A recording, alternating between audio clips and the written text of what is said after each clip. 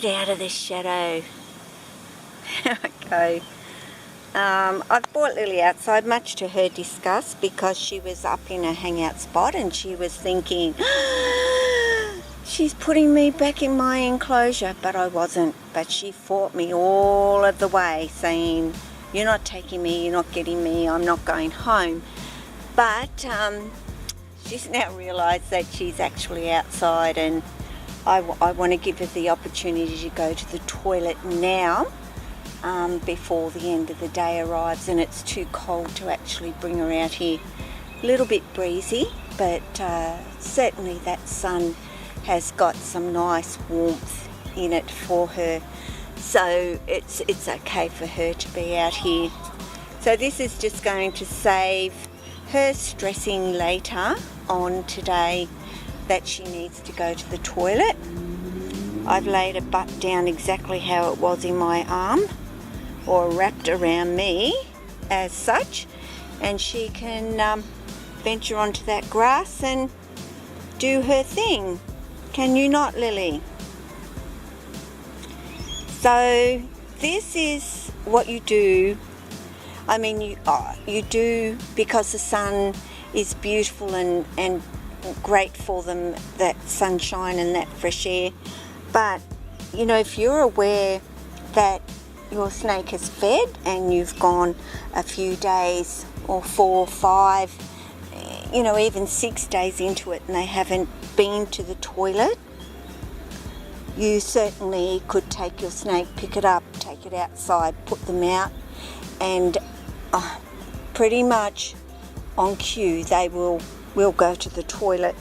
And Lily kind of knows this is her time to come out and be able to do that when she's there at that point of needing to go to the toilet. So she takes that cue from me. Okay, I'm outside, I've fed, I've digested, everything has moved down where it should be, I'll go to the toilet now. So once she sort of gets going and gets onto that grass, she will probably go to the toilet. So, you know, sometimes it can take a couple of minutes of them hitting that grass. Sometimes it takes them 10 minutes of hitting that grass.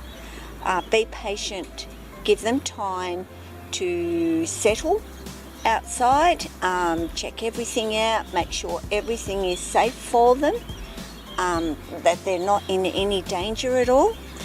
They relax, and then they'll go about their business of enjoying outside. Now, you know, if you don't take your snake outside very often and it's their first time, they might stick close to you for that first time. The more you take them out, the more likely they are to just pretty much relax within that couple of minutes of being outside. Or you can have them and get them out of their enclosure first, inside your home with you, get them into that relaxed level, and then bring them outside. Don't just grab them out of the enclosure and boom, you're out the front door and you're putting them on the ground. You know, spend a little bit of time with them first. So, you know, do I do that? Absolutely. I might walk around with them hung around my shoulders for 5 or so minutes first, head for the front door. Then they pretty much know, oh, okay, we're going outside. Sometimes it's a couple of minutes. It just depends. I just go by how my snake is feeling on the day, and because my guys are just so used to doing it, they don't necessarily need that time frame inside first, but I still do it. So, yeah. I want her to go to the toilet. It will save a puppy pad. It has nothing to do with her doing it in her enclosure, because she won't anyway. So that's not my bother. And even if she were to do it, it's not a bother. You would just clean it up. But give them the opportunity to to not dirty in their enclosure. They don't like it. So you give them that space to and time and take them out. And I'm like I think I've said, I'm so fortunate that I live here in Queensland, and it's beautiful. Even where are we, coming to the end of July, and that is, you know, from virtually the 1st of July we're into winter. So, you know, we're at the end of it almost, and it's still beautiful in the sun. Of course, by 3:30, that's starting to get nippy outside. So it's about 2 o'clock right now, and I can feel that warmth from the sun still. So I'm sure that Lily is perfectly fine out here. And are you going to go and do your business, or are you going to stay wrapped around your mum today? Which is it? Eh? Which is it?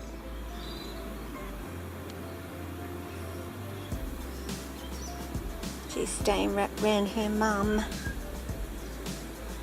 I love snake cuddles, and this is a snake cuddle from Lily, who's my active girl. Very rarely does this, so I'm savouring it, guys. She'll get going soon.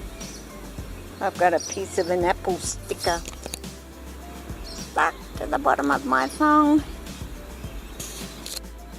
There goes Lou. Do you think you might go? Yes, when I'm good and ready, Mum. Don't rush the girl. Love watching them. Check everything out. You know, favourite wonderful experiences that I'm privileged to have with my snakes, I tell you. And I tell them thank you for being who they are with me, for trusting me, and knowing that I'm going to keep them safe. And my battery light is flashing, so it may ultimately plonk out before Lily actually goes to the toilet, but I'll keep it going for as long as it continues to flash. But right now she's just making sure those birds aren't hanging around, and once she does feel that she's okay, she'll relax enough to go to the toilet. Lily, please. That would be good for Mum and you. So yep, no complaining about the weather for me. Now I'm sitting here in a singlet top, lovely and warm, really nice and warm. A little bit breezy, as you can see some things are moving around, but that won't bother Lily either. So we're venturing onto the grass a little bit more. So hopefully that little tush of hers starts giving the signal of yes, I'm looking at going to the toilet. And you know, it doesn't take them long once they do start moving to let you know that that's what they want to do. Or no, they're not going to today. She's on a mission right now to be going somewhere. Whoa, did you see that bird? Well, now I stand up and tell the little buggers to nicky offy. Hey Lil, did you see that bird come flying down? I no doubt you did. And you're headed for the bushka. It's alright, darling. I will bring you back here, and I will stay pretty darn close if you want to go to the toilet.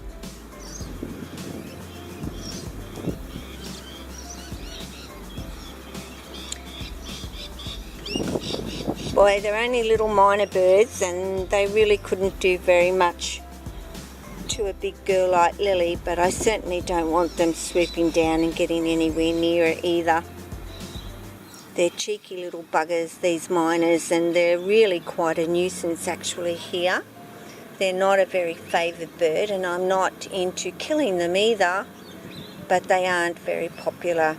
They're quite the pests to us. So anyway, there goes her Tushka a little bit, but she's going to go all the way off me. So I will see that she is safe, and I'm going to turn the camera off because my battery is going to just die. So while I can get the opportunity to say ciao to you all and thank you for watching my video, and yeah, I'll let you know at the end. Oh, I can hear a belly rumbling. I will let you know in the end whether we had success or not. Anyway guys, as always, take care of yourselves, and yes, we're going to have some success. As you can see, that tushies are moving and doing all that right stuff. She's going to keep an eye out for any birds coming her way while her butt end does what it needs to do this end. Good girl, Lily. I really appreciate it. Now, as you'll notice, well, I've sort of clicked on it now, but you know, they dig their little bum in and they start wiggling and jiggling, and you see those muscles starting to move, and then the tail starts to lift a bit, and yeah, away they go. So, you know, Lily isn't constipated, which is a wonderful thing. And I'm so glad she's not got any problems in that way, as you can see. So, good on you, Lily. Good job. That certainly saves a big mess in your enclosure or on a puppy pad, because you don't, what do I say, enclosure. She's not done it in an enclosure for I don't know how long. So yep, I am going to say ciao, and yes, I don't need to put it at the end. She has been to the toilet. So, ciao everyone.